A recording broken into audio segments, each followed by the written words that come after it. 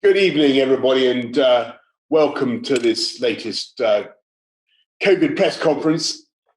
I'm joined, I'm delighted to say, by Chris Whitty, the Chief Medical Officer, and by Andrew Pollard, who's the Director of the Oxford Vaccine Project.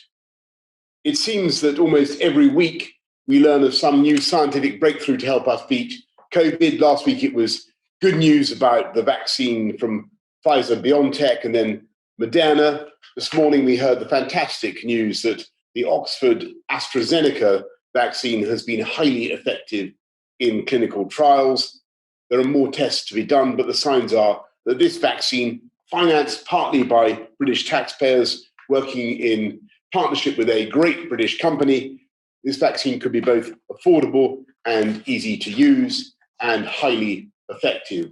We've ordered 100 million doses, and thanks to the work of the Vaccines Task Force, we've secured more than 350 million doses of potential vaccines of all kinds. But we are not out of the woods yet. We can hear the drumming hooves of the cavalry coming over the brow of the hill, but they're not here yet. Even if all three vaccines are approved, even if the production timetables are met, and vaccines notoriously fall behind in their production timetables, it will be months before we can be sure that we've inoculated everyone that needs a vaccine. And those months will be hard, they will be cold, they include January and February, when the NHS is under its greatest pressure. And that is why when we come out of lockdown next week, we must not just throw away the gains we've all made. So today we've published our COVID winter plan, which sets out a clear strategy to take the country through to the end of March. We will continue to bear down hard on this virus. We will use tough tiering, in some ways tougher than the pre-lockdown measures, and details of those tiers are on the gov.uk website. And later this week, when we have the most up-to-date data, we'll be sharing details of about which tier your area is going to be in. But I should warn you now that many more places will be in higher tiers than, alas, was previously the case. We will simultaneously be using the new and exciting possibilities of community testing, as they've done in Liverpool. And there will be a clear incentive for everyone in areas where virus prevalence is high to get a test, get one of these rapid turnaround lateral flow tests, do your best for the community, get a test to help to squeeze the disease and reduce the restrictions that your town or city or area community has endured. And that way, through tough tiering and mass community testing, we hope to let people see a little more of their family and friends over Christmas.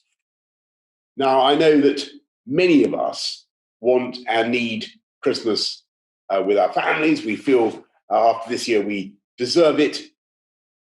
But this is not the moment to let the virus rip for the sake of Christmas parties. It is the season to be jolly, but it is also the season to be jolly careful, especially with elderly relatives. And working with the devolved administrations, we will set out shortly how we want to get the balance right for Christmas, and we'll be sending that out later this week. Christmas this year will be different, and we want to remain prudent through Christmas and beyond into the new year. But we will use the three tools that I've described to squeeze the virus in the weeks and months ahead: tiering, testing, and the rollout of vaccines, employing all three techniques together so as to drive down the infection rate. And I really am assured now that things will look and feel very different indeed after Easter. And that idea of an end goal or date is important, because at last, if the promise of the vaccines is fulfilled, we do have something to work for, a timescale, a goal around which we can all, businesses can begin tentatively to plan. but with luck and with hard work, we will be seeing improvements before then. For now, the problem is not a shortage of hope or a lack of optimism, not with the amazing news that we're getting from the laboratories in this country. The challenge now, as we face this difficult winter ahead, is to fight down any over-optimism, to master any tendency to premature celebration of success. That success will come all the faster if we work together to follow the guidance, maintain the basic disciplines as people have done so heroically over the last few months. Hands, face, space, get a test if you have symptoms, because that is the way we will beat the virus together. I'm now going to hand over to Chris Whitty to say a little bit about where we are with the vaccine, and then to go to Andrew Pollard. Thank you, Prime Minister. In fact, I was only going to say one thing, and that was an absolutely massive thank you to all of those up and down this country every day who are volunteering for studies into COVID, some in vaccines, some in drugs, some in testing, and many in just trying to understand the disease. Because as we've repeatedly said, it is only science that is going to get us out of this hole. And people across the UK are contributing enormously to this by volunteering their time, volunteering their expertise. Very large numbers of NHS workers, National Institute for Health Research, NIHR workers, Medical Research Council workers, working with the academics and working with the companies. So it is only by this combination of science that we will defeat it. And I just wanted to thank people from all of us for this enormous thing they've done to help us and everybody get out of the COVID hole. But it will be a long haul. And the main news from today is the remarkably good scientific achievement of the Oxford AstraZeneca vaccine. And Professor Pollard is the person who really can best outline that, Andy. Thank you very much, Chris. And it is, I think, a very exciting day for all of us. And we're hugely proud of our team in Oxford who's been leading this effort. But I think it's important to pay tribute to the 20,000 volunteers that there are in the trials around the world, and over 10,000 here in the UK who've come forward in this uncertain time, feeling an absolute duty to play a part to help us get back on our feet and perhaps beat the virus. And of course, there's a lot of uncertainty in joining a clinical trial. And I think for all of us, having reached this point today, where we have evidence that the vaccine works, we have a huge debt of gratitude to all of those people who have taken part.